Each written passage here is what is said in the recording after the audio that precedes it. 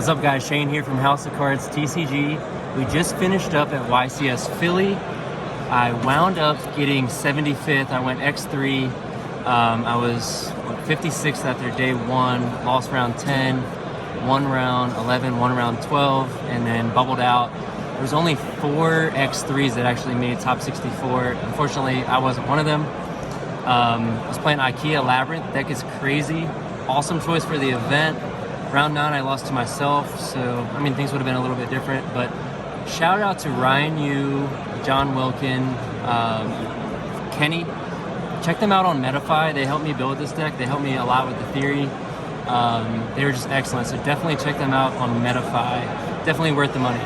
So let's go ahead and hop right in. Also, you're very humble, but you got 75th place out of 2,300 people. 75th, yeah. You just 2,265, I think. You missed Top Cup by 11 people. Missed it by 11. You deserve that shout out. This is a huge accomplishment, man. That's a good job. All right. It's a fun deck. All right. So we'll go ahead. Start off 3 Ariana. A lot of people are playing 2 or 1 of this, but you really need to see this card. It searches any Labrynth card except itself, and then it has a relevant effect if a monster is bounced. So the theory is in a long event, you want to get into your engine as much as possible. So you really need 3 of the best starter, which is the Ariana. Next we have 3 of the Chandelier. This sets a trap from deck by discarding itself and another card as cost. And then it has an effect to add it back to hand when a monster is bounced by a normal trap card effect. Same thing with Stovey. It is the same exact card, except it summons itself instead of adds back to hand. A lot of really good combos with P.u.n.k. Next we have 2 of the Lady.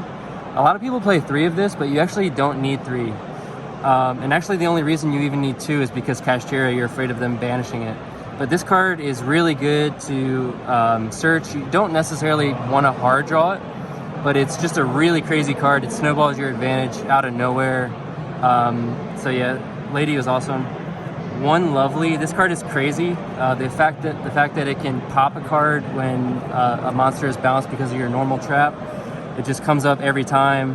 And the effect to reset a trap's crazy. 1 P.u.n.k. A lot of people are playing 2 or 3 of this, but you actually don't want to open this card. You want to search it. It doesn't really do anything on its own, and you want to make the deck as consistent as possible. And you need all your non-engine spots basically for hand traps, or else something like super heavy is just going to blow you out. So I played it at 1. It was really good at 1. It's like just a really good card to search. I also played 1 of the Field Spell. I wasn't sold on this card, but Ryan said that it was just extremely good, and he was exactly right. This card came up so often because it adds the effect onto your normal traps to also pop a card on the field, which is just insane. You just really need that extra form of removal, like way more than you would think when you're building the deck. So it really came up a lot. Next we have 3 Welcome. Trap deck, you just kind of need to get into your traps. In the grind game, the 3rd one does come up. You just want to see your engine cards, so playing 3 is mandatory. 3 Big Welcome. This is the best card in the deck. This card just facilitates everything because it also bounces a card and all your effects trigger on the bounce. So Big Welcome, definitely MVP. The card is just insane. It makes the deck just really pop off and snowball advantage so quickly. Next we played just 1 of traps. We had 1 Punishment and 1 Tears of the Overroot. The Punishment is just generically really good, so you just want to get access to this. It triggers your engine pieces. Tears of the Overroot, you only play this card really because of Kashtira. This card just FTKs Kashtira, gives them a monster on their field. If they try to interact with you, they droll, ash, whatever they're going to do, you can basically stop them from playing by setting that card to their field. So Tears of the Overroot, it's not as generically good as Punishment, but you just have to play it because Kashtira is everywhere. Best card in the deck, Pot of Extravagance. This card is just a draw 2 in the deck because your extra deck just doesn't matter. Pot of Extravagance was crazy, especially in pairing it with a Gamma in hand, because all my opponents were super tempted to either ash this or droll me afterward. And if I drew the Gamma, it's just game over because I Gamma the ash or the droll, and then I make Excel into Baron, and then I have a Baron on top of resolving my combo. So this card was crazy. Flex spot 1, Called by the Grave. This deck just struggles against Ash Blossom and Ghost Bell. So we had an extra spot, and Called by the Grave is just highly impactful. It's good enough versus super heavy to hit like the Soul Piercer. It also comes up randomly if you get shifted. You can Called by the Grave it. It obviously stops the Ash with the Ghost Bell. So Called by the Grave, I didn't draw it that many times.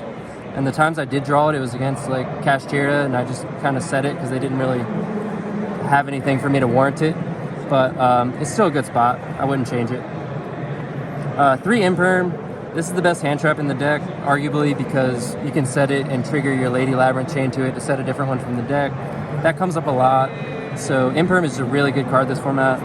Next card, 3 Nib. There's a really cool combo you can do with the Nib and any of the furniture pieces, where you chainlink 1, activate Nib, and then you chainlink 2, activate a furniture piece, sending the Nib as cost from your hand to the graveyard.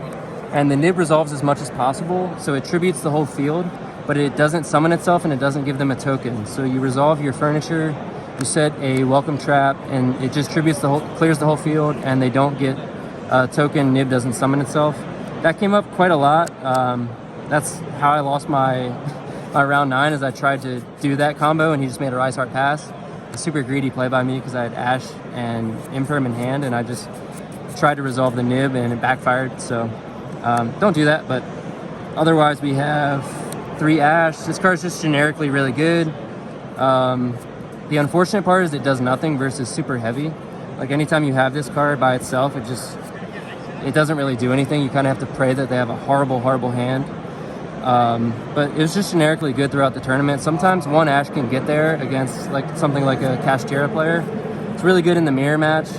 My round 1 shockingly was a mirror match. Out of 2,265 people, like what are the chances you're going to run into a mirror round 1? But it was. So the Ash is really good. Gamma is crazy in this deck because, like I said, they're always tempted to Ash Blossom the Extravagance or Joel afterwards. So if you Gamma them during your turn, it's like pretty much game over. Also, this protects your big welcome or your welcome. If you just have to set them and you have a Gamma in hand, you want to just make sure that your combo resolves. So if they try to Ash or Bell, like the welcome or big welcome, you just activate Gamma and then your combo resolves. Driver, have to play it. We had 1 extra spot, and Ogre was just kind of like the next best card to play. So Ogre, it actually did come up, and you'll see on the side deck, but Ogre, you just kind of have to side it for the super heavy, or else you just kind of get blown out. So we'll go into the extra deck. 3 Chaos Angel. Unfortunately, this makes the deck really expensive, but you have to play 3 because you don't want to hit him off Extravagance. And this deck can summon Chaos Angel super easy with either of your like your Lovely or your Lady, and then plus the Stovey. Stovey's a level 2. So you can turbo out Chaos Angel. It's not once per turn. So you can use the Muckraker, bring it back, and then banish another card. That comes up a lot. So you have to play 3 and 3 because you don't want to hit it. Next thing that makes the deck kind of expensive is the 2 Excels. You just have to play them because you can't banish this off your Extravagance and not be able to go into the Baron. So double Baron, double Excel. These are self-explanatory. You just need these to resolve your punishment. You don't want to send them all because that removal is just some of your best removal. And then these are kind of flex spots, but sometimes like in a grind game, you just have to send this to try to draw one. You just need to get the draw. Yeah, the extra deck is really good. Nothing I would change.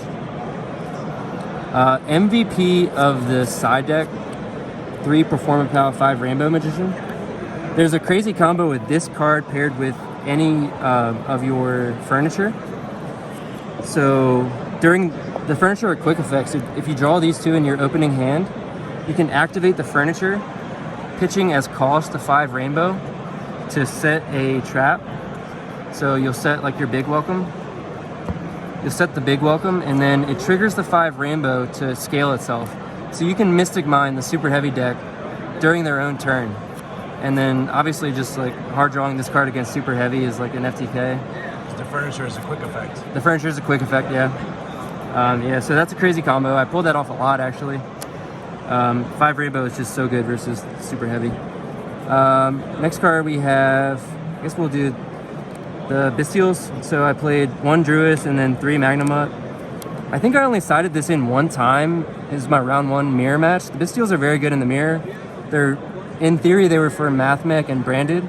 I didn't play any Mathmech or any branded. So most of my rounds were super heavy or Cash Tira. I lost the written feature. I got blown out by Blackwings. Oh, I sided this in against Blackwings, but unfortunately I drew like double Magnamut and a Druid, so it was not good. Yeah, I mean, in theory, the theory makes sense. You really need to have them for Mathmech or for branded, but I just didn't play any. Eradicator, this card, I didn't resolve it once. In theory, it makes sense. You play it against Kashtira, or like maybe some random decks as well. Barrier, you can just loop these cards. They're searchable, so you just play one Eradicator, 1 D-Barrier, 1 Deck Devastation. I did pull off Deck Devastation quite a lot. It's like, if you don't draw the 5 Rainbow, it's your backup plan versus Super Heavy, because it just kind of destroys their whole deck. I think the one time I did it, it ripped everything but his Therion, so he was still able to summon the Therion King Regulus, which was pretty good, but all his top decks were just dead. And this card came up a lot in testing. It was really good versus Rika Sun Avalon. Shout out to Alex. Just really good versus Super Heavy. And then we side decked the other 2 Ogre. You don't want to be caught without Ogre against Super Heavy.